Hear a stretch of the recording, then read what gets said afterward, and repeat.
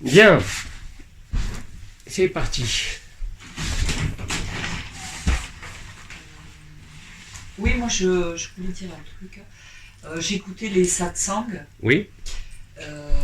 Et tu parles beaucoup d'acceptation, etc.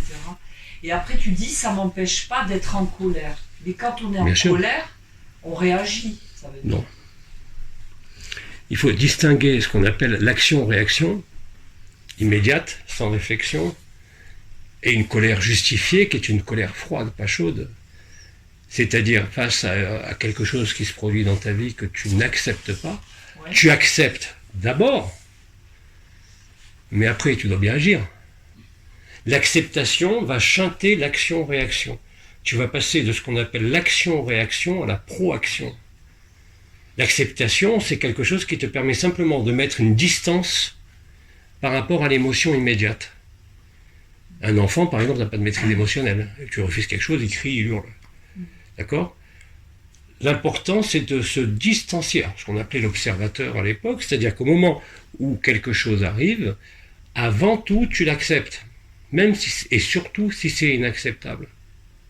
Parce que le phénomène de l'acceptation crée une fluidité, crée l'intelligence de la lumière et te donne la réponse.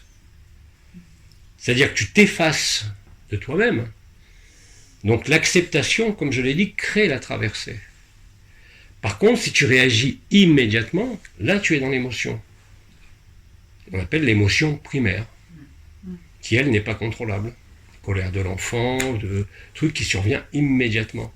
Par contre, dès que tu mets une distance, comme disait Gurdjieff, vous ressentez une émotion, reportez-la au lendemain. Qu'est-ce qui se passe le lendemain ? Il n'y a plus d'émotion. Ouais, c'est difficile. C'est une gymnastique de l'esprit qui te permet justement d'éviter l'action-réaction, qui est toujours duel. Et tu rentres dans ce qu'on appelle en psychologie la proaction, c'est-à-dire quelque chose qui n'est plus conditionné comme une réaction, mais comme une action proactive, c'est pour ça qu'on dit que ce n'est pas une réaction, mais qui va déboucher sur une solution. C'est pareil dans l'entreprise, c'est pareil partout, ça. Donc il y a acceptation et après on peut être en colère, quoi. Oui, bien sûr. Ça crée une distance par rapport au personnage. Ça te met dans la position de l'observateur ou du témoin, comme disait Billy, et à ce moment-là, les choses sont beaucoup plus simples.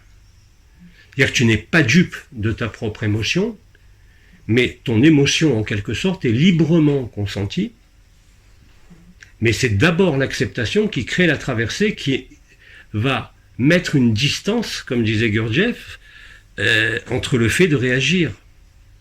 Parce qu'une réaction sera toujours duel. Action-réaction. Quand tu mets l'acceptation devant, tu crées le mécanisme de traversée, tu te rapproches de l'instant présent, tu te rapproches du temps zéro, appelle ça comme tu veux, tu te rapproches de l'observateur ou du témoin, donc tu te dissocies du personnage, non pas pour le refuser, mais pour le voir.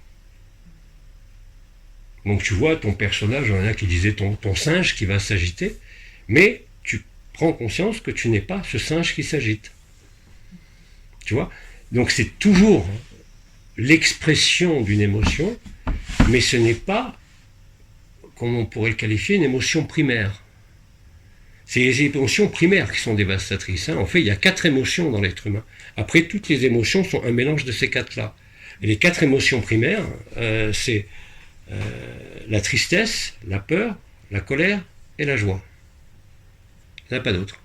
Toutes les autres émotions sont un mélange en proportion différente de chacune de ces 4 émotions primaires.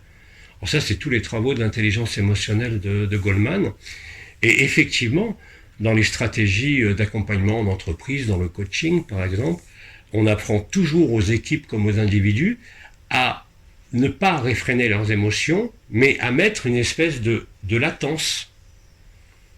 Comme disait Gurdjieff, tu es en colère parce que quelqu'un te fait une connerie, mais si tu reportes ta colère au lendemain, consciemment, le lendemain, il n'y aura plus de colère. Si on voit pas la C'est aussi simple que ça. Si c'est une personne qu'on ne connaît pas dans la rue le lendemain, je ne vais pas la voir. Oui, tu n'as plus de colère le lendemain. Donc, si, tu l'auras, mais tu ne pourras pas lui dire. Oui. Le principal étant de créer le phénomène de traversée, d'acceptation, qui est la même chose que le temps zéro. Donc une espèce de, de silence émotionnel qui va te conduire à une réaction émotionnelle qui n'est plus disproportionnée, ou alors une absence d'émotion. Mais le danger de l'émotion, c'est que c'est quelque chose qui te met en mouvement dans l'instant. Tu réagis à un événement, à un fait. Mais très facilement, tu t'aperçois que si l'événement ou le fait qui a généré l'émotion, tu ne la laisses pas s'exprimer, mais que tu l'accueilles dans le sens de l'intégrer, à ce moment-là, l'émotion ne peut plus être destructrice, même si c'est une colère. Il ne faut pas croire que celui qui est libre ne pique pas de colère. Hein. Bidi était connu pour ses colères dans la rue absolument invraisemblables. L'absolu n'est pas un état de perfection de quoi que ce soit, c'est un état naturel. Donc dans l'état naturel, le personnage est vu, il est accepté, mais il n'y a pas, comme on pourrait le croire, une espèce de transcendance où tout devient beau, tout devient léger, tout devient calme, pas du tout. Être complètement vivant, c'est pas ça. C'est pas être dépourvu d'émotions, dépourvu de personnages. C'est simplement voir que le personnage n'est qu'un acteur. Et quand tu acceptes cela, tu es libre du personnage. Alors ça a été traduit de différentes façons à l'époque, par la fluidité, l'unité, par Ikenunk, par les 4 piliers du cœur, etc., etc. Mais c'est toujours le même principe, c'est-à-dire ne pas engendrer de dualité. La communication, on dit qu'il faut communiquer, la communication est un acte duel. Il n'y a que le silence qui est un acte unitaire. L'expression n'a pas à être bloquée, retenue, elle a simplement à être vue, à être digérée, à être dépassée et transcendée. Et c'est pas du reflux, c'est pas un, comment on appelle ça, c'est pas un refus ou un reflux de ce qui est vécu. C'est une traversée de ce qui est vécu. Et tu t'aperçois très rapidement que le processus de l'acceptation te conduit à plus de facilité très vite. Très vite.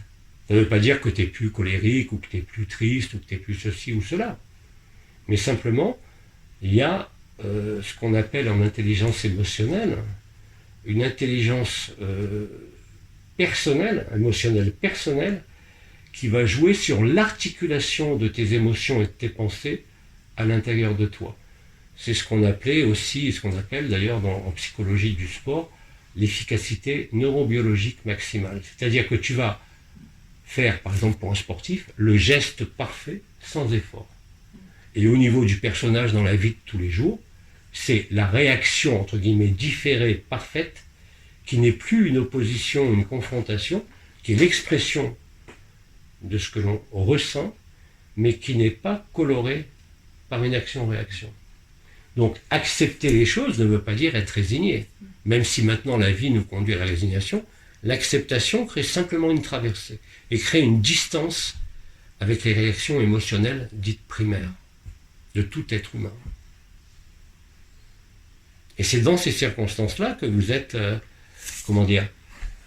le plus efficace. Et c'est dans ces circonstances-là que vous n'avez pas...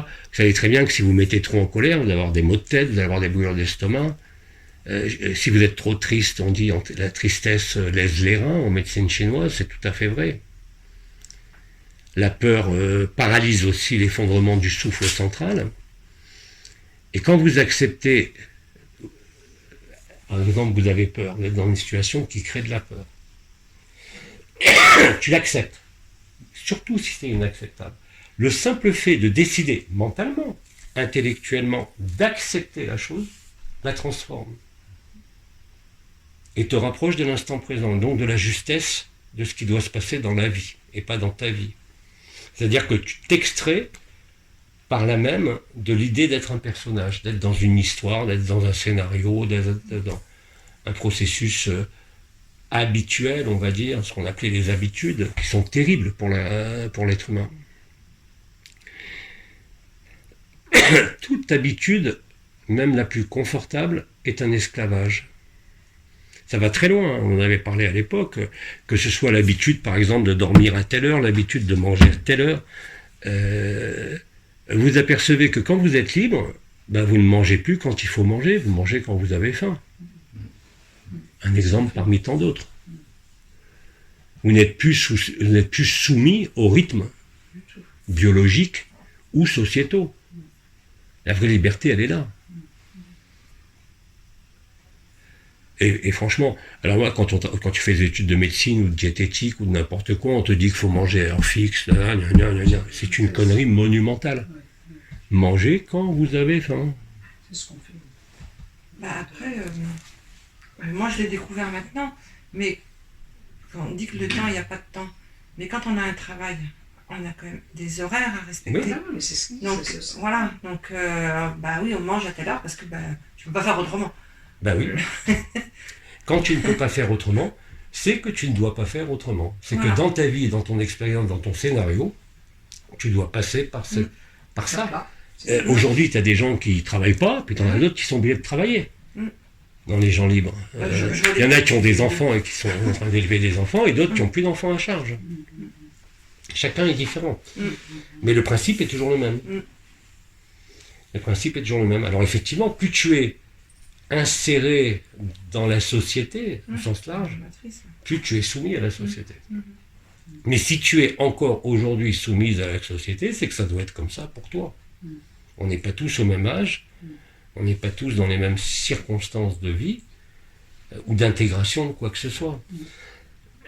Et plus que jamais, on nous a toujours dit, vous êtes là où vous êtes, vous ne pouvez pas être ailleurs. Donc il n'y a pas à s'opposer. Si tu es en train de travailler et d'être soumis à des rythmes de travail, c'est que c'est comme ça. Si tu es soumis à l'éducation des enfants, qui t'oblige à te mettre en colère, c'est que c'est comme ça aussi. Donc il n'y a pas à s'opposer là non plus, ou à... Si tu es soumis à des obligations de quelque nature qu'elles soient, tu es obligé de t'y soumettre ou de les accepter. Ce qui là aussi revient exactement au même, mais à partir de là, il n'y a plus de problème. Tu t'apercevras très facilement que toutes ces choses-là n'ont plus de pesanteur sur toi. Ça devient léger. Ce qui était pesant, le même acte ou la même action qui était pesante, devient légère. Tout simplement parce qu'il y a dans le processus de l'acceptation, et c'est aussi accepter que la société t'oblige, si tu travailles, à manger à telle heure, si toi tu n'as pas faim, il y a aussi un facteur de dépassement là-dedans. Alors bien sûr, on pourrait dire ceux qui n'ont plus d'enfants à charge, qui sont plus obligés de travailler, sont autrement plus libres. Mais c'est pas vrai. C'est pas vrai. Il y a la même possibilité de cette liberté dont je parle, qui n'est plus ni extérieure ni intérieure, la liberté du réel, qui se manifeste inéluctablement. À partir du moment où le témoin, l'observateur, voit ton singe, ton perroquet, c'est-à-dire ton personnage, dans ses habitudes, dans ses coutumes, dans des choses, dans des rituels qu'on a tous, à différents moments de la journée, dans toutes nos actions, quels qu'ils soient, que tout ça, même si ça se reproduit, n'a plus d'impact sur ce que tu es. C'est-à-dire que tu découvres en définitive ce que tu es, au-delà du personnage et au-delà de la conscience. Aujourd'hui, tu as des gens qui vivent la liberté, qui n'ont jamais entendu parler de chakra, qui n'ont jamais entendu parler d'autres dimensions, qui n'ont jamais entendu parler d'étoiles, de corps de lumière ou autre. Tu as des gens qui s'expriment, je peux prendre plusieurs exemples sur Internet en ce moment. Comment il s'appelle ? Il y a Betty Quirion, il y a Ginette Forger, qui Eckhart Tolle pour le plus connu. Vous n'avez jamais entendu Eckhart Tolle parler d'un chakra ou d'énergie, il me semble. Le pouvoir du moment présent, c'est ça. Dit autrement, c'est la même chose. C'est-à-dire que plus vous acceptez d'être dans cet état de résilience quelque part, parce que quand vous laissez traverser même les chocs les plus durs, ça ne veut pas dire qu'il faut ne pas ressentir, bien au contraire. C'est ne pas laisser libre cours à la réaction. Ça ne veut pas dire la bloquer, ça veut dire se laisser traverser. Quel que soit l'événement, très vite, surtout maintenant, tu t'aperçois que tu n'es plus ce singe, ce perroquet, ce personnage. Tu es au-delà de ça. Et ça, bien sûr, ça confère une espèce de paix intérieure, de silence, qui est difficilement trouvable. Mais ça ne t'empêche pas d'exprimer des émotions. On est humain. Mais simplement, les émotions ne t'entraîne plus dans le mental, ou dans des habitudes, ou dans des souffrances. Je sais pertinemment quand une émotion peut entraîner une souffrance ou une réaction du corps, ou quand une émotion est vécue et traversée sans incidence sur le corps et sur le mental. À ce moment-là, tu es dans la clarté, tu es dans la lucidité. C'est toujours pareil, c'est quelque chose qui est à vivre. Déjà, le mettre en pratique, et puis voir très rapidement les effets. C'est le même principe, si tu veux, que les résonances agapées, ou que l'ostéopathie ternaire qu'on avait mis au point il y a quelques années avec des ostéopathes, qui permettrait de retrouver le rythme fondamental de l'être humain, qui n'est pas un rythme binaire, mais qui est un rythme ternaire. Tout ce qu'on a appelé l'intelligence de la lumière, la fluidité de l'unité, l'état naturel, le réel, c'est exactement ce processus-là qui est à l'œuvre.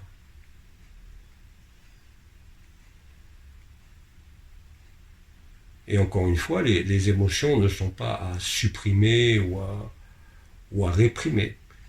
Elles ont simplement à être vues. Parce que dès l'instant où elles sont vues, ça signe que tu n'es plus l'acteur sur la scène de théâtre, mais au minimum le spectateur de toi-même. Et dans cette action d'être le spectateur de toi-même, ou l'observateur, le témoin, comme disait Bidi, c'est la même chose, tu te rends compte que tu n'es rien de ce qui se produit. Donc le point d'immuabilité, le Tao, le centre, le cœur du cœur, tu l'appelles comme tu veux, c'est ce qui va te faire ne plus coller au personnage, ne plus adhérer au personnage. Il faut toujours se rappeler que on n'est jamais, la personne n'est jamais libérée. Mais par contre, on est libéré de la personne. Et c'est tout à fait vrai, c'est pas un jeu de mots, c'est réellement comme ça que ça se passe.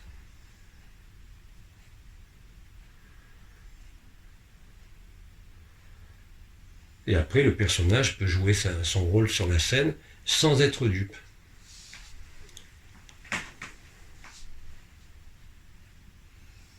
Et même dans ces domaines-là, comme disait Bidi, il faut mettre fin à la recherche. À partir du moment où il n'y a plus de recherche, il n'y a plus de chercheurs, et donc il n'y a plus de distance. Et tu t'insères totalement dans l'instant présent. L'instant présent, c'est pas fermer les yeux, se mettre en méditation ou en alignement de quoi que ce soit, c'est être pleinement ici, pleinement maintenant, mais ne pas être dupe de ce pleinement ici, de pleinement maintenant. C'est un espace de résolution, un espace de résilience, un espace de transcendance, un espace où la liberté est possible. Mais tant que tu es conditionné par les réactions le plus souvent liées aux mémoires, aux expériences traumatiques, aux souvenirs heureux ou malheureux, tu ne peux pas être libéré de ta personne. En plus, comme il n'y a personne, et réellement, quand on dit il n'y a personne, c'est pas un jeu de mots, c'est qu'il n'y a réellement personne. C'est la seule façon de découvrir que en fait, on est un rêve, et qu'on a rêvé nous-mêmes, non seulement notre personnage, mais tous les autres. Quand tu dors la nuit et qu'il n'y a pas de rêve, tu ne sais pas que tu dors, tu ne sais pas que tu rêves, tu ne sais pas que tu es consciente, tu es dans la vérité. Alors bien sûr, pour la personne ou pour le personnage, ça peut être affolant, parce que on peut appeler ça le néant.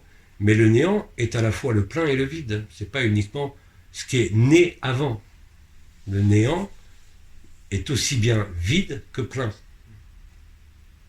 C'est le néant de la personne, le néant de la mémoire.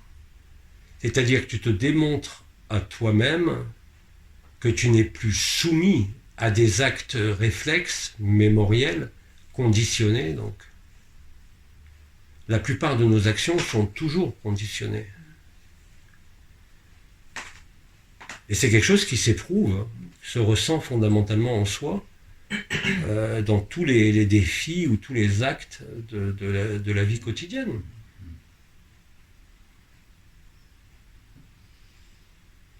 Et même si tu es emporté par une émotion primaire, on va dire, Par exemple, tu as des enfants, cet enfant fait une connerie, il faut bien l'engueuler, il faut bien agir. Mais tu n'es plus dupe de ça. C'est-à-dire que ton corps ne va plus encaisser des charges et que ton mental va être libre de ses influences astrales, émotionnelles. Totalement. Mais encore une fois, c'est la pratique qui te montre cela. À une époque, au début des résonances agapées, on demandait aux gens de manger, d'absorber les démons, tout ce qui passait, tout ce à quoi ils pensaient, de le manger, littéralement. Ils s'apercevaient que même un démon, même Yaldabaoth, quand tu le manges, qu'est-ce que tu veux qu'il fasse, puisque c'est toi. Yaldabaoth, il joue sur la distance de te faire croire que lui est séparé de toi, pour déclencher une peur ou le d'effroi. Quand tu le mangeais, mais quand tu comprends... Quand tu le mangeais, tu n'avais pas mal à l'estomac après. Quand tu comprends que tu es aussi le diable toi-même, qu'est-ce que tu veux qu'il t'arrive? Exactement. Il n'y avait pas de douleur d'estomac après. Quand tu mangeais le diable, tu n'avais pas mal à l'estomac. Non, pas du tout. Tu ne fais que réabsorber ta propre création. Okay. C'est à vivre, hein, c'est quelque chose... Là, c'est encore une fois, là, comme disait Vidi, comme je le dis aussi, la compréhension est liée au vécu. Elle ne peut pas être une compréhension antérieure au vécu, et elle ne peut pas être une compréhension de type intellectuel, même avec toutes les connaissances de neurosciences, d'énergétique et ce que tu veux. C'est la seule façon, il n'y a pas d'autre façon. Parce que tant que tu restes dans la volonté de compréhension intellectuelle, ce qui est logique, hein, avant de savoir conduire une voiture, il faut que tu lises le manuel, qu'on t'explique et tout. Pour ce que l'on est, non, il n'y a pas besoin de ça. D'ailleurs, c'est d'ailleurs ce que vous disent tous les gens qui se réveillent, ça a toujours été là. Bien sûr. Et oui. Mais on ne l'avait pas vu avant. Mais on est obligé de constater que ça a toujours été là. Et il n'y a pas quelqu'un qui se réveille qui vous dira autre chose que ça. Mais oui, ça a toujours été là. Simplement, on était emmené par le personnage, par les mémoires, par les réactions, par les émotions, par le mental, par les projections, hors de cet instant présent. Et l'instant présent, comme on l'a dit ce matin, tu le trouves très facilement à partir du moment où tu es immergé dans le silence, immergé dans l'eau, immergé dans une forêt, immergé dans une contemplation de Bouddha, d'une pierre, d'un tableau, de n'importe quoi. Et ce matin, d'habitude, quand on va dans des... Enfin, c'est pas des stages. Tout de suite, on nous demande de nous présenter. T'es qui? Tu fais quoi? Là, rien. Je me suis dit, c'est bien. Tu nourris pas le personnage, moi. C'est le moment où tu réfléchis plus, en fait. Ah oui, c'est ça. Dès que tu réfléchis, t'es cuit. On peut savoir, on te met une étiquette. Et on appelait ça aussi la spontanéité, la lucidité, la clarté. Oui, c'est ça. Plus tu es dans cette attitude d'accueil, je ne sais pas comment le nommer, oui, l'acceptation, d'accueil, accueillir ce qui est, c'est rien de plus que ça. Accueillir aussi ton personnage, non pas, il n'est pas question de le rejeter. Non, mais tu ne nourris pas au moins le personnage. Non, tout à fait. Et tout ça se met en place aujourd'hui de plus en plus facilement. Depuis qu'il y a eu le balayage de l'anomalie primaire en 2018, voilà, c'est ça, 2018, en mai 2018, c'est beaucoup plus facile. Mais encore, faut-il en être informé. Voilà. Donc, de communiquer, c'est important, parce que du coup, on est informé. Sinon, alors bien sûr, selon les personnes, il y en a, ça va être d'emblée complètement comme ça, puis d'autres, comme ça a été dit, qui vont faire des allers-retours entre le personnage et la liberté, jusqu'à temps qu'il y ait un système de balance et qu'on voit clairement que ça a toujours été là. Quand tu commences à affirmer que ça a toujours été là, c'est parce que tu le vis, tu le vois, c'est pas mental. Mais dès que tu te poses la question de la compréhension de ça, ça t'échappe. C'est-à-dire qu'il n'y a que le vécu, l'expérimentation et le vécu direct qui te donne cette liberté, qui te rend à ta liberté. C'est comme une évidence. Comme une évidence. Oui, c'est une évidence. Mais tant que c'est pas évident, c'est un doute. Voilà, c'est ça. C'est le principe même du fonctionnement de la conscience.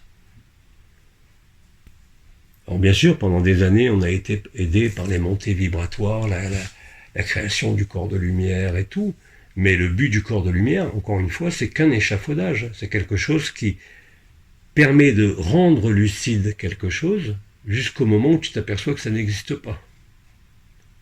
Il y en a qui vont tomber de haut, hein, parce que beaucoup sont sur le corps de lui. Et encore une fois, ce que j'exprime là n'est pas des concepts, c'est simplement un vécu. Ça n'empêche pas le personnage d'avoir ses maladies, d'avoir ses ennuis, de payer ses impôts, d'avoir ses emmerdes, comme tout le monde. Mais simplement, c'est vu différemment, et c'est vécu différemment. Il me vient un truc là, les peuples indigènes qui sont dans le moment présent, en fait, du coup, eux, ils sont pas en décalage avec la vérité, ils sont...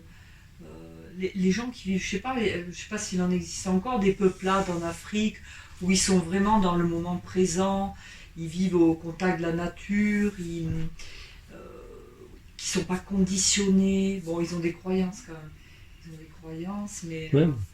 en fait, ils sont proches de la vérité, Non, ils sont dans la spontanéité, mais ils sont pas dans l'instant présent.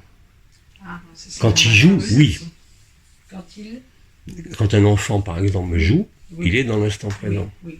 Il est immergé dans ce qu'il fait. Souvent, tout ça. Là, il n'est pas question d'être immergé dans ce qu'on fait, Oui. mais dans ce qu'on est. C'est pas vraiment la même chose. Ce qu'ils font, puis ils font aux appels aux esprits de la forêt, aux esprits, Ouais. enfin, ils sont très dans les esprits, dans les rituels. Ouais.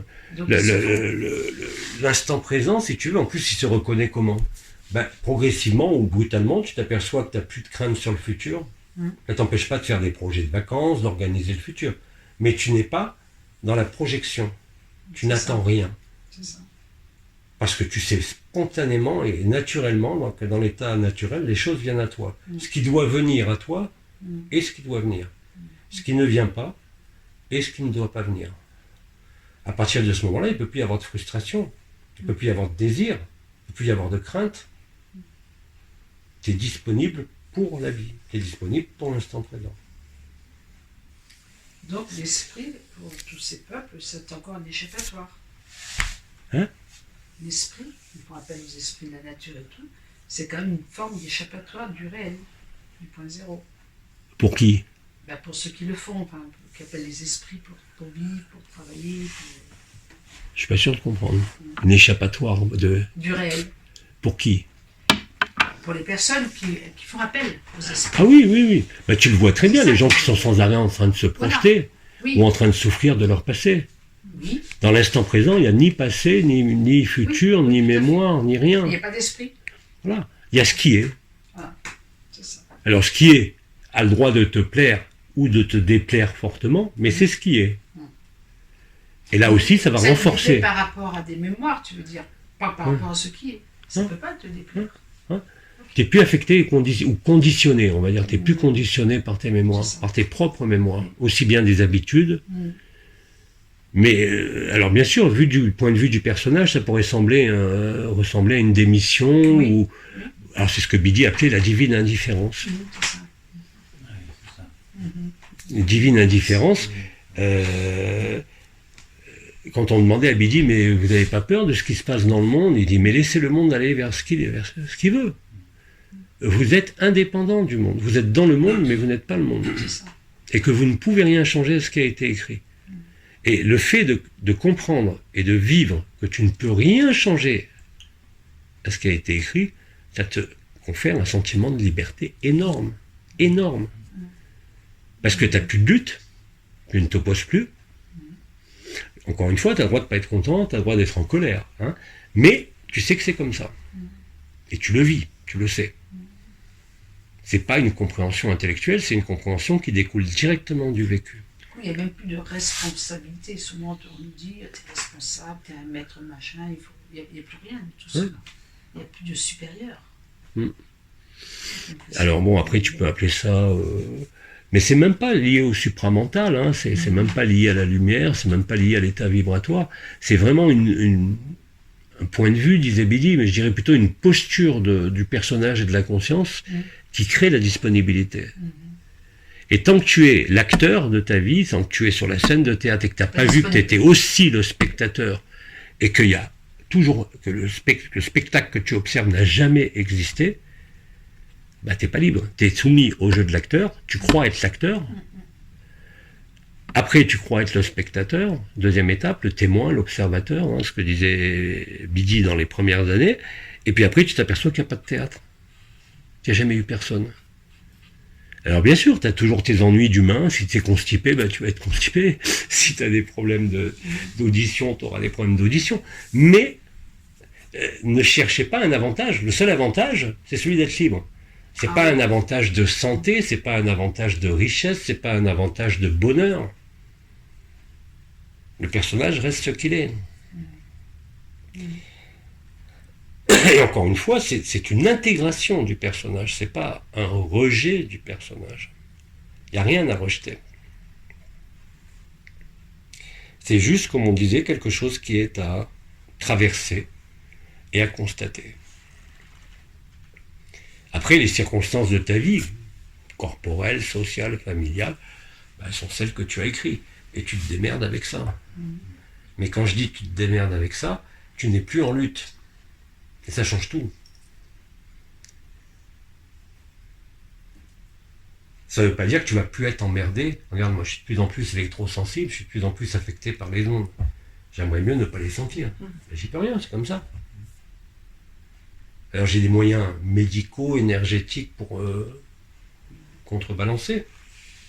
Mais qu'est-ce que j'ai fondamentalement comme moyen d'action là-dessus? Ah oui, j'aimerais bien que ça disparaisse. Mais si ça ne disparaît pas, c'est que ça a une raison d'être. Et le processus même de l'acceptation, même si tu n'es pas content, crée le dépassement et crée la résilience.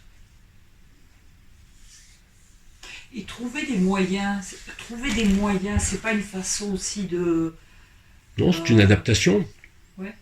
Quand je mets des bracelets de Chunji, tout des trucs comme ça, c'est pas du tout un gris-gris, c'est parce que je sais que ça agit et que, comme je le disais au début, je préfère ne pas trop être affecté dans ce corps pour être tranquille. Hein? Et tu t'aperçois que plus tu es dans l'inaction, mais attention, l'inaction ne veut pas dire ne rien faire. L'inaction, tu peux la trouver en peignant, en écrivant des poèmes. C'est-à-dire, quand tu exprimes ton être intérieur, tu es aussi dans le non-faire au sein du monde extérieur. Je dis, ça peut être une co-création consciente, ça peut être de l'art, ça peut être du macramé, ça peut être de la poterie, ça peut être même regarder des séries, pourquoi pas. Tu vois? Simplement, tu es disponible. C'est la disponibilité à l'instant qui crée la liberté.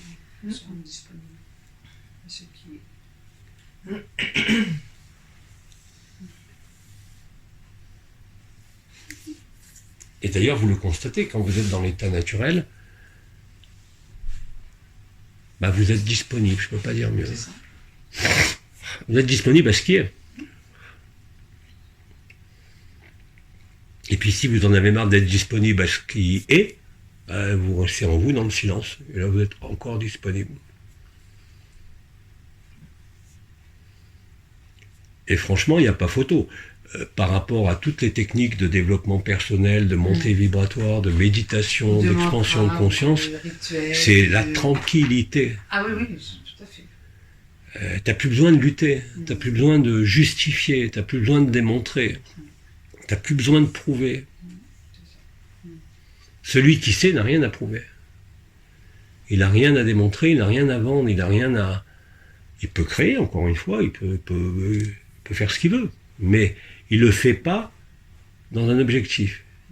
Il le fait parce que ça fait partie de son instant présent. Regardez, Isa, elle fait des super tableaux, elle s'est mise à peindre. Et quand tu peins, tu te dis toi-même, t'es vide, il n'y a plus de pensée. Parce que tu es dans l'instant présent. Tout est dans ce que tu fais dans l'instant. Alors ça peut être la peinture, ça peut t'arriver avec une fleur, ou un arbre, ou n'importe quoi. Il y a un aspect, oui, contemplatif, on peut dire. Mais s'il faut agir, tu agis. C'est pas aussi se mettre dans une grotte et en prière et attendre. C'est être pleinement présent. À la fois dans sa dimension humaine qui n'existe pas, que dans la dimension du réel, quoi. Et c'est aujourd'hui, encore une fois, beaucoup plus facile. C'était quelque chose quand même avant les années 2000. Il n'y a pas beaucoup d'êtres humains qui ont accédé à ça. Maintenant, il y en a de plus en plus. Et pas nécessairement des gens qui ont suivi une voie vibratoire ou énergétique. Vous avez des gens qui vivent ça sans même savoir ce que c'est. Ils sont ignorants de tous ces concepts et pourtant ils vivent le réel. Et ils le constatent d'eux-mêmes parce qu'ils sont plus que les spirituels même. Ils sont plus dans les tripes, ils sont plus dans la tête. Ils sont réellement dans le cœur. Mais ils savent même pas ce que c'est que le cœur, mais ils sont dans le cœur. Ils sont présents.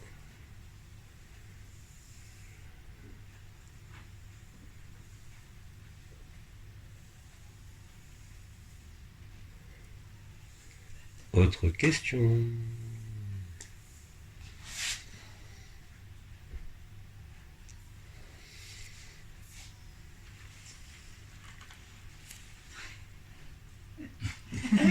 C'est que ta voix m'endort.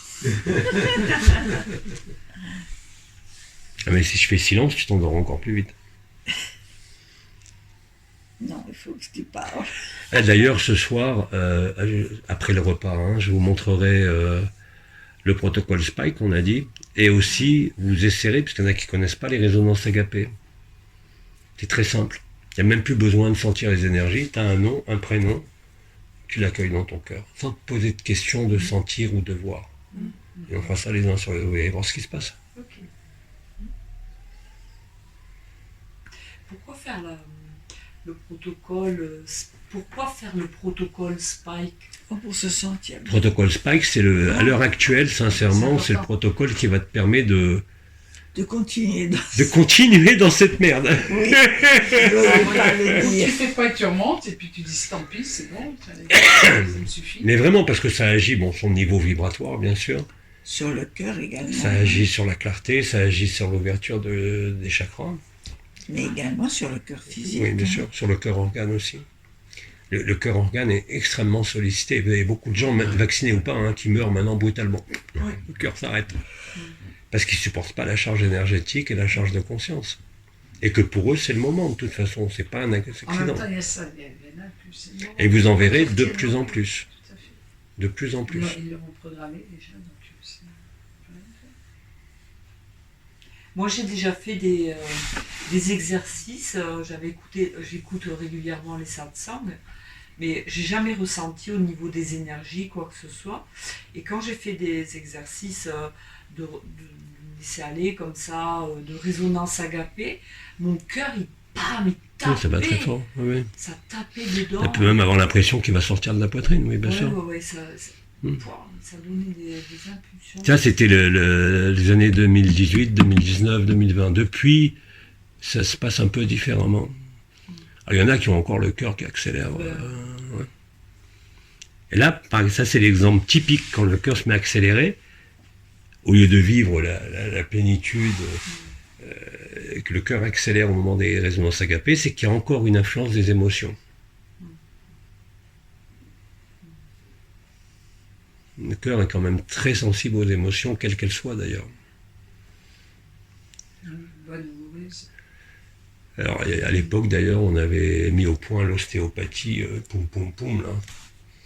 On imprimait aux gens, non pas le mouvement respiratoire primaire que connaissent les ostéopathes, qui est un rythme compression, extension, mais en 3 temps de compression, 3 temps d'expansion.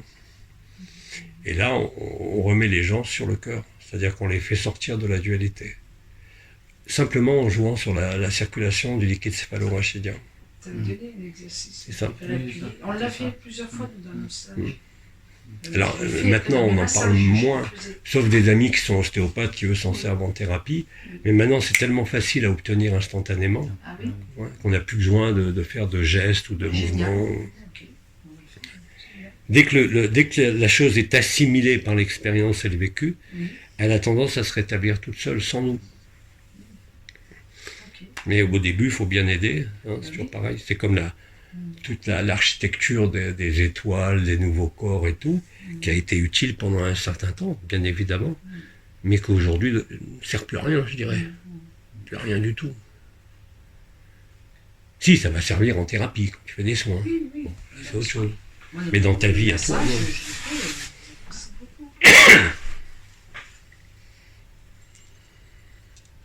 Tu voulais me redonner un coup de chichit ou c'est pour toi? C'est marrant ton truc là. J'aime bien moi. Bon, la propolis c'est bon. Et là, depuis qu'il n'y a plus la clim, ça va. Oui, c'est vrai. C'est ça qu'il faut la mettre avant. Là, vous n'êtes pas bien bavard, hein? On est bien. Moi, je suis bien. Oui, mais bon, c'était pas par l'esprit. Rappelez-vous, pour ceux qui ont suivi AD, au début, il y avait Maître Ram. Oui. Il donnait les réponses aux questions d'abord par un discours, et après il faisait la réponse du silence. Ah. Rappelle de ça? Oui. C'est-à-dire quand quelqu'un posait une question, il répondait, et puis après il disait « Maintenant voici la réponse du silence ». Et il disait rien. Donc il n'y a pas de question, alors c'est pas de réponse. Là, dans ton silence. C'est peut-être ça qui se passe. Les gens ne savent plus ce que c'est que le silence. Donc, dans les mois à venir, tout va se révéler donc, à l'humanité. Tout ce qui était occulte va sortir, non? Dans les mois prochains, tout ce qui était occulte à l'humain dans ce jeu va sortir. Ah bah oui. Oui, vous allez voir les démons de vos yeux. C'est déjà le cas pour beaucoup, mais bon. Les démons, qu'est-ce que tu veux dire par là? Rien de ce qui était caché ne pourra demeurer caché. Ça Par va pas être exemple, joli les à voir. atrocités, Mais comme c'est nous en même temps. les atrocités par exemple, les atrocités des tunnels, par exemple. Bah, ça fait partie de tout le pédosatanisme, de tout ce qui a été occulté Mais ces bébés, c'est quoi? depuis des millénaires. Pas depuis seulement le XXe Ces siècle. âmes qui sont là, Ouais. elles se sont venues pourquoi? Pour se sacrifier. C'est ce que disait à un moment donné, l'être humain va se rendre compte qu'il a été manipulé par les religions, par les maîtres, par les Melchisédek, par les archanges. Tout nous a manipulés. Mais ces êtres, ces enfants, ces bébés, ils sont venus là pour vivre ça. Il y en a qui naissent, je sais pas si tu les vois, ils n'ont rien d'humain. Hein. T'as pas vu les bébés qui naissent avec les yeux de filles toutes Non, noires? je parle des tunnels. Les enfants qui sont dans les tunnels, oui. Tout ça est en train d'être révélé. Et ces bébés-là, ces bébés qui ont été torturés, ces enfants, pourquoi ils ont été torturés? Ces âmes, ils ont choisi ça? Oui. Pourquoi? Parce qu'il fallait aller jusqu'au bout de l'horreur. De l'horreur, c'est ça. Je veux que je te dise. Même les guerres en Ukraine, c'est de l'horreur. N'oublie pas qu'il n'y a personne. Donc même quand on voit des choses horribles, Didier disait la même chose, hein, de son vivant. En quoi ça vous intéresse? Celui qui trouve la paix en lui ne peut pas être révolté par ça. Il sait que c'est pas vrai. Il le sait réellement, concrètement, même si c'est horrible. Et qui te dit que, aussi bien, comme disait Omram, les méchants garçons que les archontes, ils servent le même plan, qu'ils le veuillent ou pas. À force de créer de la distance, de la dissociation, de la séparation, ils font tout exploser. Oui, je sais que ça sert le même but. Mais ce que je ne comprends pas, pourquoi ce jeu est aussi macabre au lieu d'être... Ça n'a ni queue ni tête. L'important, c'est que celui qui le vive comme celui qui le voit arrive à dépasser ça. C'est ce qu'on avait fait à l'époque avec l'absorption des démons. C'est l'absorption de... Il fallait traverser toute cette horreur. Et tout n'est pas révélé encore. Hein. Tout n'est pas révélé. Comment? C'est que le début du cauchemar. C'est que le début du cauchemar. Et tu sais quelque chose, tu peux spécifier? Oui, j'en ai appris, j'en apprends pas tous les jours, mais j'en ai appris souvent. Oui. Oui. Mais il l'a dit, hein, c'est que Alors, le début. il y a des choses qu'on ne sait pas que tu peux nous dire. Oui, mais que je ne peux pas enregistrer. Alors, tu enregistres là? Ah, ça enregistre. Ben, mets pause et puis tu nous dis. C'est ce que tu veux. Si on est capable d'encaisser. Si je vous disais, par exemple, que les plus grands maîtres, étiquetés en tant que tels, même ceux que j'ai canalisés, étaient des pédophiles. Ah oui. Comment tu réagirais? Je serais même plus étonné. C'est... Eh oui. Le pape? Non, je parle pas du pape, là je parle Il est encore vivant, le pape. Il parle des incarnés. autour de lui, c'est pas papa. Non, je parle pas du pape. Je parle de choses qui se sont produites au XXe siècle même avec des entités que je canalise et qui ont eu des histoires plus que louches. Authentifiées, hein. Ah, c'est comme ça. N'oublie pas que dès qu'il y a ascendance sur quelqu'un, d'une façon comme d'une autre, tu rentres dans le pouvoir. Oui. Et dès que tu rentres dans le pouvoir, il y a perversion. Tu ne peux pas y échapper. C'est pour ça qu'il ne peut pas y avoir de maître.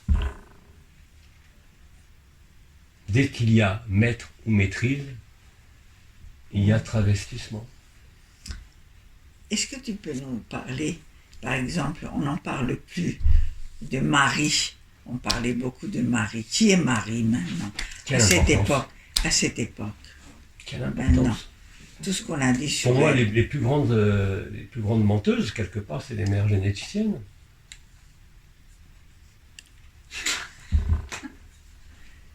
Oui. Pourquoi les menteuses? Parce qu'elles ont créé des rêves dans les rêves, dans les rêves, dans les rêves. Voilà. Mais ce sont elles qui ont créé ou c'est... Ce sont elles qui ont créé ça ou elles ont initié quelque chose dans lequel les créations se sont faites? Elles ont créé des rêves dans le rêve. Ce sont elles qui ont créé ces rêves dans les rêves? Bien sûr. Ce qu'on appelle les races racines.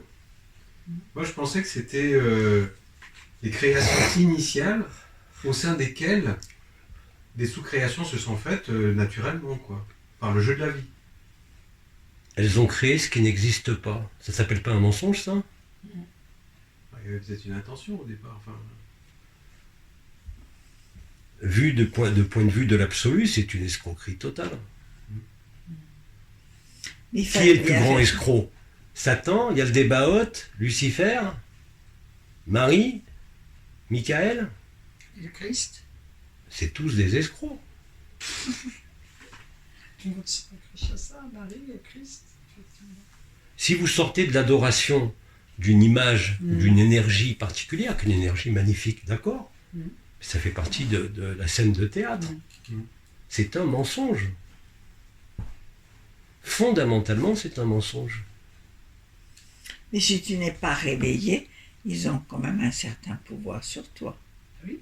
Même Abba, incarné Abba avec la ceinture de Van Halen, c'est un mensonge. Vous êtes tous Abba. On est tous tout ça. On est tous le plus grand manipulateur. Mais tant qu'on n'est pas réveillé, ça peut nous affecter dans le jeu, quoi. Ça peut nous entraîner effectivement dans une montée vibratoire. Ça a été fait pour ça. La plus grande escroquerie, disait Billy, d'ailleurs Bernard de Montréal le rejoignait totalement, c'est sa spiritualité. Ça, c'est dur à encaisser, mais c'est la vérité. Oui, mais ça, tout le monde ne va pas l'encaisser. Tout n'est qu'un marché de dupes. J'avais une question. En fait, il y a eu les révélations, elles se font progressivement, elles se sont faites jusqu'à ce qu'on sache qui est la décréation. Oui, mais il y a Mais est-ce qu'il peut y avoir, au moment de la décréation, encore une révélation sur... Mais il n'y a ni création, du point de vue de l'absolu, il n'y a Rien. ni création, ni décréation. Parce que tout s'est passé dans le même temps et le même espace. Tu ne peux pas le concevoir intellectuellement. C'est impossible. Donc, Il n'y a pas de temps. Tu as été là avant le temps, avant l'espace, avant la forme, avant la lumière. Mais ça, tu ne peux pas l'accepter. Tu le vis ou pas. Et quand tu le vis, tu es libre. Tu es libre du mensonge de la création. Même parler de décréation ou de fin du monde ou de fin des temps, à la limite, ne veut rien dire, puisque c'est un processus qui est faux. Historiquement, oui, on vit effectivement la fin des temps. Hein, ça, tout le monde est d'accord. Aujourd'hui, il faut vraiment être aveugle pour ne pas le voir.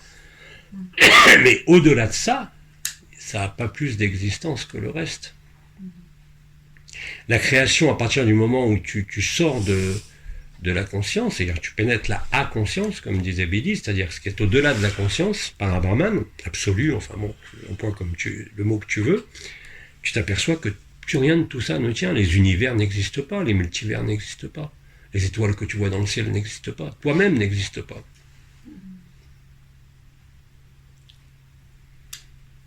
Dès l'instant où tu t'es souvenu de ce que tu es, fondamentalement. Il n'y a pas plus de Marie que de Yaldébaoth, que de Abba, que d'archange, que d'archonte. Tout ça, c'est du cinéma.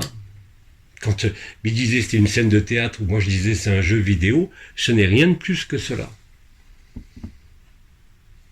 Mais tu ne peux pas ni l'accepter ni le comprendre. C'est impossible. Donc ne cherche pas à le comprendre ou à l'accepter. Simplement, c'est une invitation à te placer dans le silence de l'instant présent, dans l'accueil de tout ce qui est, même de l'inacceptable, accueillir, accepter, se résigner. Et là, tu es libre. Et là, tu vois la vérité. En fait, il n'y a rien à voir. Tout ça n'est que du vent. Il n'y a ni évolution, ni involution. Même si on était, comme disait Bernard de Montréal, dans une phase involutive, comme disent les hindous, le Kali Yuga. Mais il n'y a pas plus d'air du Verseau que d'air sombre que de fin des temps. Ça n'existe que pour celui qui est soumis à la linéarité du temps, c'est-à-dire le personnage et la conscience. Et de vivre ça, c'est génial parce que ça te rend libre. Tu ne peux plus être affecté outre mesure, on va dire. Tu es affecté un peu, mais tu ne peux pas être vraiment déstabilisé, même par des actes horribles. Bon, tout ce qui est dévoilé par les Elisa sur les tunnels, le pédosatanisme, l'adénochrome, tout ça. Et encore, ça, c'est des épiphénomènes. Hein. Quand on va réellement voir qui tire les ficelles de tout ça, alors on pourrait appeler ça un drame cosmique, mais c'est même pas un drame, c'est une vaste scène de théâtre. Même l'archange Michael. Même l'archange Michael. Oui, bien sûr. Alors, tout le monde dit, je vais prendre l'épée de l'archange Michael. Tu sais, moi j'ai voyagé dans les dimensions sous les ailes de Michael, hein, qui est un vaisseau de 18 000 km. J'ai vécu des choses incroyables. Incroyables. Pour moi, ça n'a aucun sens. Aujourd'hui, au jour d'aujourd'hui, je suis allé dans des vaisseaux végaliens, dans des vaisseaux arcturiens, j'ai conduit un vaisseau arcturien, mais aujourd'hui, ça ne représente plus rien pour moi. Plus rien du tout. Est-ce que je suis plus triste, plus joyeux? Non, je suis plus léger. Parce que je ne suis plus... Sac à dos, comme je dis. Après avoir vécu tous ces états de conscience. D'ailleurs, Bidi, il recevait un jour de son vivant, dans un de ses premiers livres, qui a été retranscrit, il rencontre quelqu'un vient le voir en lui disant « Je suis en contact avec Maharshi ». Bidi le regarde, il dit « Maharshi, oui, c'est vrai, il est là. Mais laisse tomber tout ça, va au-delà. » Il avait totalement raison. Simplement, l'histoire qui a été racontée avec Autre Dimension et par d'autres channels, c'est simplement un fil conducteur pour retrouver justement qui on est. Rien de plus. Rien de plus. Même quand j'ai joué le rôle d'Abba, qu'est-ce que j'en ai à foutre d'Abba? Il n'y a pas plus d'Abba que de Jean-Luc Ayoun, que de toi, que de Elisa ou autre. C'est-à-dire que la perception que tout cela n'est qu'un mauvais rêve, ou un beau rêve, est réelle. Qui ne m'empêche pas d'être affecté par les ondes, par la maladie, par la souffrance des autres, oui, bien sûr. Mais néanmoins, je ne suis pas dupe. Et donc, ça change tout. Ça change tout parce qu'à ce moment-là, il y a une résilience spontanée qui est là. Il y a une capacité de transcendance et de dépassement qui n'est pas un effort, c'est un relâchement. Et puis je te dis, on en apprend tous les ans, à tous les niveaux. Quand j'ai appris, par exemple, que certains êtres très connus que je canalisais étaient pédophiles, ça fait quand même une drôle de surprise. Hein. Le pouvoir sur qui que ce soit, quand tu exerces un pouvoir sur ton mari, ta femme, en tant que chef d'entreprise, tu es cuit. Parce que le pouvoir te conduit nécessairement à tout le reste. Le sexe, la pédophilie, l'argent, le besoin d'ascendance. Mais moi, je trouve pas ça choquant, puisqu'on a tout été. En étant incarné, on a été tous ces personnages. On est tout à la fois dans le même temps, oui. Et en même temps, c'est pas vrai. Donc, tu veux te rebeller contre quoi? C'est ça qui est... C'est une grosse rigolade. Il ne peut pas exister de perfection dans le rêve. Non. Le rêve se termine toujours en cauchemar. Alors c'est le cas pour les cycles civilisationnels. Hein. L'Atlantide, boum. Les Muries, boum. Nu, boum. Toutes les civilisations ont échoué quelque part. Alors on peut se rassurer en disant que c'est une évolution. L'Atlantide a permis l'individualité. C'est des conneries. C'est des histoires qu'on se raconte à soi-même. Pourquoi elle avait besoin de se rassurer en fait? Tout ce qui passe, alors la phrase clé que j'adore, c'est tout ce qui passe n'est pas vrai. Ce qui est vrai et ce qui n'est jamais passé ne passera jamais. C'est ce que tu es. Quelles que soient les apparences, quelle que soit ta forme, quelles que soient tes mémoires. Et j'avais dit d'ailleurs, Pépère l'a aussi répété déjà depuis 1 an, qu'on allait vomir ce monde. C'est-à-dire qu'on n'avait plus, à force de l'absorber, on allait le vomir. Et c'est exactement ça. Et pour vivre l'instant présent, ça demande un effort quand même. Ça demande un effort. Non, justement. Surtout pas. L'instant présent n'est pas un effort, c'est un relâchement. J'aime bien ce mot relâchement. Dès que tu as l'impression de faire un effort, tu es dans l'erreur. L'instant présent, il a toujours été là. C'est simplement ce qui est. C'est pas plus compliqué que ça. Tu es là, en ce moment, tu es en train de m'écouter, c'est ça l'instant présent. C'est pas conditionné par quelque chose du futur ou du passé. Mais tu peux pas le chercher, l'instant présent. Il a toujours été là. Tu peux pas chercher ce que tu es. Ça a toujours été là. C'est toute la monstruosité de l'illusion spirituelle et de la conscience, de te faire croire que tu es imparfait, que tu vas devenir parfait. Tu es parfait avant même de naître. Quand on va partir, on va lâcher le corps, on part où Oui, il n'y aura plus de forme, il n'y aura plus rien. C'est fini pour tout Et tous les êtres qui ont décrit, bon, je prends Ben Alexander parce que c'est un scientifique, il a vécu les différentes couches astrales, il a retrouvé même sa famille qu'il ne connaissait pas. À un moment donné, il approche d'une porte où il n'y a plus de forme, plus de lumière, plus rien, qui est très angoissant. Oui. Et là, à ce moment-là, tu vois, tu peux rien faire, tu lâches. Et là, tu te retrouves. Tu te retrouves vraiment. C'est-à-dire que tu sais que tu es antérieur à n'importe quel corps, à n'importe quelle lumière, à n'importe quel temps. Et t'en fais quoi après? Ben rien, tu vis ta vie normalement. Encore dans notre corps? Ah oui. D'accord. Ok. Tu peux rien changer à ce qui est. Simplement, la façon de le vivre est différente. Oui. Et comme on va plus se réincarner, après, on reste dans cet espace du néant. Le seul avantage, c'est de connaître le réel, de connaître la vérité. Mais ça ne changera rien au rêve. Le scénario est écrit. Si tu dois mourir d'un cancer, tu mourras d'un cancer. Si tu dois perdre ta maison, tu perdras ta maison. Si tu dois divorcer, tu divorceras. Tu peux rien changer à rien.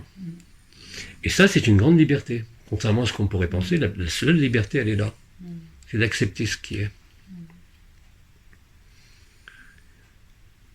Et encore une fois, après, il y a effectivement, je ne suis pas dupe en disant ça, que tu dois payer tes impôts, tu dois gagner ta vie, tu dois nourrir tes enfants, tu dois payer ce que tu dois payer. Mais ça fait partie de la scène de théâtre. Dans la scène d'Elisa, qui aurait pu peut-être remonter, elle est quand même revenue, elle voulait finir quelque chose sur ce plan. Parce qu'elle aurait pu remonter, ne pas revenir dans ce corps. Si elle devait revenir pour rester au repos. Voilà, au repos.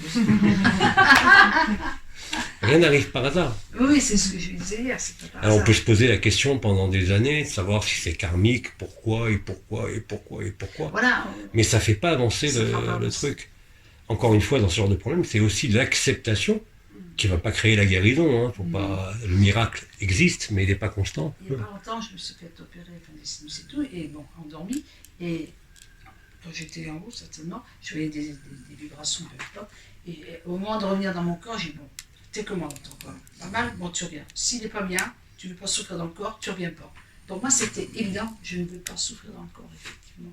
Mais on a la possibilité vraiment de décider nous-mêmes, de revenir ou pas. Ben, si tu te remets, comme on dit, si tu te remets dans le cœur, ça disparaît.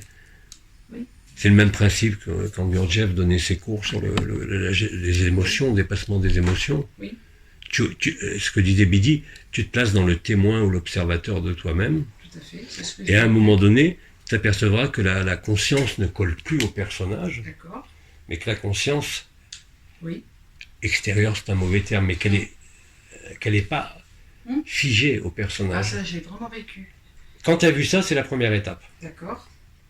Après, Mhm. il reste encore un ultime retournement de voir que même l'observateur n'existe pas. Mhm. Ça se fait très vite. Avant, c'est comme à l'époque, si tu veux, quand les premières descentes de l'Esprit Saint ont lieu en 1984 sur Terre. Le premier à en avoir parlé, d'ailleurs, c'était un channel américain qui s'appelait Jason Lynn. Jason Lynn a écrit la suite de Khalil Gibran, le prophète, Les Jardins du prophète. Et il a surtout reçu un message, tout un livre sur l'après-vie de John Lennon, une fois qu'il avait été assassiné. Et John Lennon avait dit, ça remonte aux années, tout début des années 80, et John Lennon avait dit qu'il y aurait 5 nouvelles fréquences qui descendraient sur Terre, les 5 nouveaux corps, 5 nouveaux rayonnements. C'est ce qui s'est passé. Les 5 nouveaux corps, les nouveaux corps spirituels, la constitution du corps de lumière. Tout ça avait été écrit et dit depuis bien longtemps. Mais la révélation n'a pu se faire que par étapes. Parce que si c'est une révélation, autant la révélation du Christ est universelle parce qu'elle parle d'amour, d'unité. Mais que représente l'amour et l'unité? Puisque nous sommes des êtres d'amour, mais nous sommes avant tout des non-êtres. Oui. Quel sens il y a à ça? Parce qu'on est antérieur à la lumière. Mais encore une fois, c'est uniquement en le vivant que tu vas le comprendre. Ne cherchez surtout pas à le comprendre intellectuellement, ou à travers des images, ou à travers une compréhension intellectuelle. C'est le moment où vous lâchez toute prétention à comprendre, toute prétention à vous saisir de quelque chose, que ça va arriver. C'est en quelque sorte l'acceptation de votre ignorance, notre ignorance, qui nous conduit à la connaissance ultime, c'est-à-dire celle du non-être que nous sommes, et de la perfection que nous sommes. La création, dans sa totalité, est un voile, un rêve, un voile, un cauchemar. Mais que l'on est obligé d'accepter, puisqu'en plus, on en est responsable, c'est nous qui l'avons écrit. Et ça qui est merveilleux. On est responsable, on est coupable, on est parfait. Et on est victime. Et on est victime en même temps. On a tout ça. La triade infernale à nous tout seuls. Bourreau, victime, sauveteur. C'est ça. C'est le triangle. Et on doit aller au point du centre. Qui est quoi le vide, en fait, qui le non réel.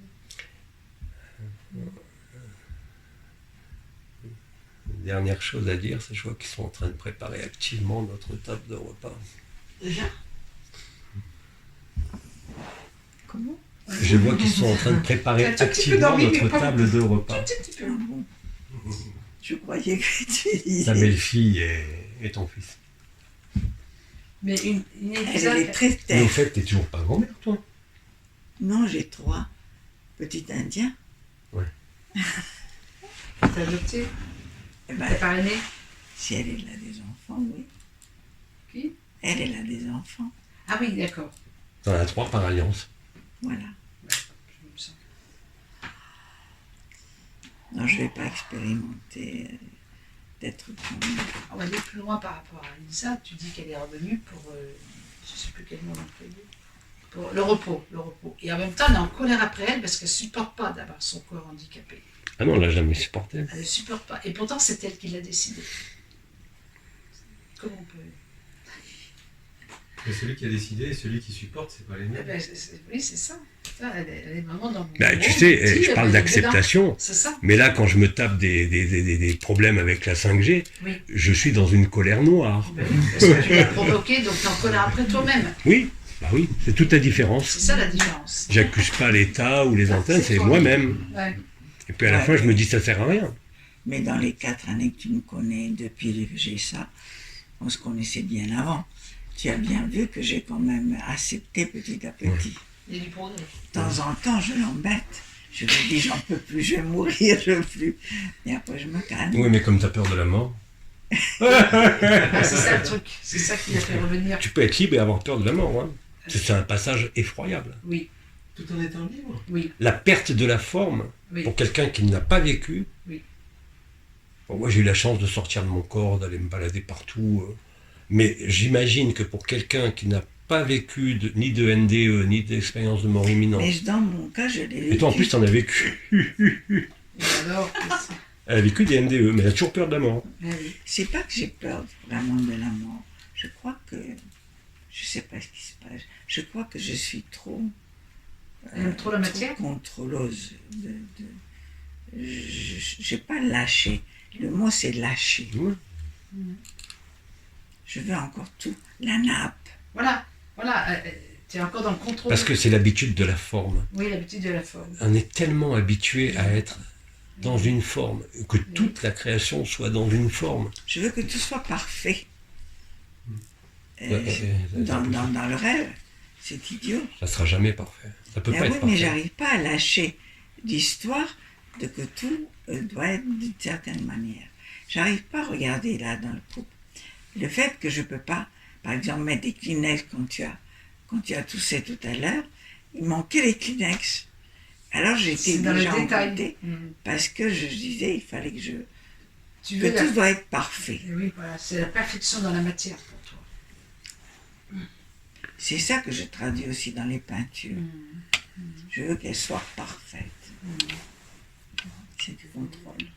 Je lâche pas. La seule chose qui puisse être parfaite, mais c'est pas une chose, c'est l'absolu. Le réel. Le reste. Moi, il me reste à lâcher. Lâcher. Et c'est ce que j'ai pas fait dans cette dernière mort. Quand j'étais dans l'ambulance où je mourais, j'ai pas lâché. La bougie, je voyais une flamme, elle s'éteignait. Mais moi, je voulais. La rallumer. Ah non, moi, je la laissais pas. Je me suis pas laissé mourir. Parce que sinon, dans l'ambulance, je serais morte. Parce que je voyais que je partais. Je me suis accrochée. Oui, qu'est-ce qu'il peut faire qu'on s'accroche? C'est un réflexe, non? Non. C'est des réflexes de survie, tout simplement. Oui, je pense. La conscience J'aurais pu n'accepte mourir pas tranquillement. qu'elle soit. Je me suis pas permis de mourir. Parce que je suis trop contrôleuse, je ne pouvais pas mourir. Et laisser le monde sans moi que je Ah oui, tu fais plus partie du monde. Elisa, mais ça, c'est une part de toi. Ça. La part, en fait, qui ne veut pas laisser ce processus se faire, ça n'est qu'une part.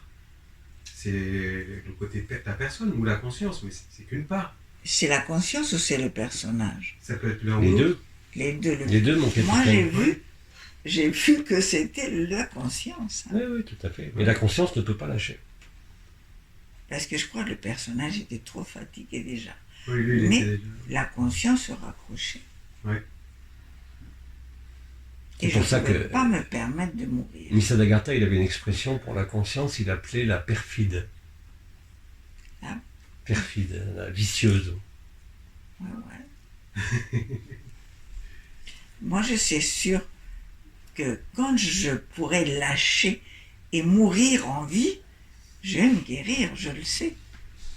Je vais pouvoir bouger le bras. Tu vas y être aidé. Quand il n'y aura pas de chauffage, pas de bouffe, plus cet hiver, tu vas voir. Mais, toi pour t'aider. Ah ben c'est le plan, hein. C'est le plan, oui, il y a plus de bouffe, plus de chauffage. En fait, pour les personnes qui vivent régulièrement le réel, les parts, donc la partie personnage, la partie conscience, comment elle lâche quoi? Comment elle laisse faire? Qu'est-ce qui fait qu'elle laisse faire finalement? Parce qu'il y a un peu de ça. Elle laisse faire et puis du coup, Oui, l'état le plus naturel souvent. est présent. Enfin, Le plus souvent, dans ce qui t'est accordé par ton propre scénario, tu laisses venir les choses. Tu ne décides rien.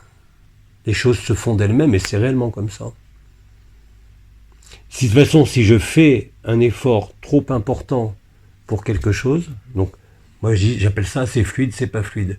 C'est aussi bien chercher un restaurant sur la route que n'importe quel acte de la vie quotidienne. Soit c'est fluide, c'est C'est parfait. vrai. Soit c'est pas fluide, Ouais.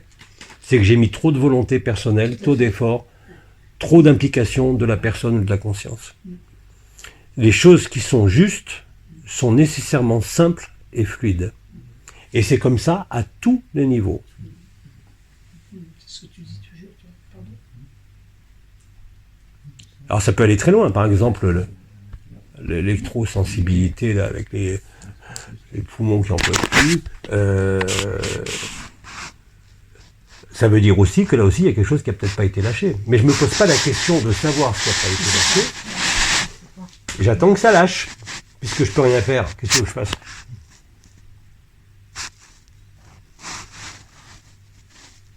C'est comme ça. Dans les résonances agapées, par exemple, que je fais, les gens me demandent des soins, je veux surtout pas savoir ce qu'ils ont, je veux surtout pas savoir qui ils sont. Ça passe ou pas, mais c'est pas mon problème, ni le leur. Et ça fonctionne très bien quand ça doit fonctionner. Ça doit pas fonctionner, ça fonctionne pas. Mais ça ne pose pas plus de problèmes que ça. C'est en fait une forme, oui, Bidji disait, je l'ai dit, la divine indifférence, mais c'est exactement ça.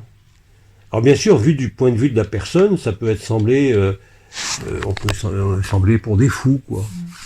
Les autres nous prennent pour des gens qui n'ont pas de sens de responsabilité, des gens qui n'ont pas de cœur, ou qui sont fichus. Ouais, ça c'est tellement facile. Hein. Et en plus tu es dans le cœur, dans la spontanéité, il faut savoir, dans les familles, en plus on va te reprocher de ne pas être dans le cœur. Ah oui. Ça c'est merveilleux. Ça, mais bon, c'est comme ça. Tu peux rien changer à leur perception. Puis en fait, si je pense, si je meurs, je me lâche, eh ben je me perds la fin de tout ce spectacle. Je veux être là. Je suis pour le final. Je voulais être là par la finale. On en reparlera cet hiver si on a des moyens de communication et que tu n'as plus rien à bouffer, plus rien tu peux plus te chauffer ni rien. Bon ben j'ai encore des réserves. Hein. J'ai encore des réserves. On dit ça, mais... Peut-être que je vais mourir avec la On a ligne. une copine. Parfait. On s'adaptera. Oui,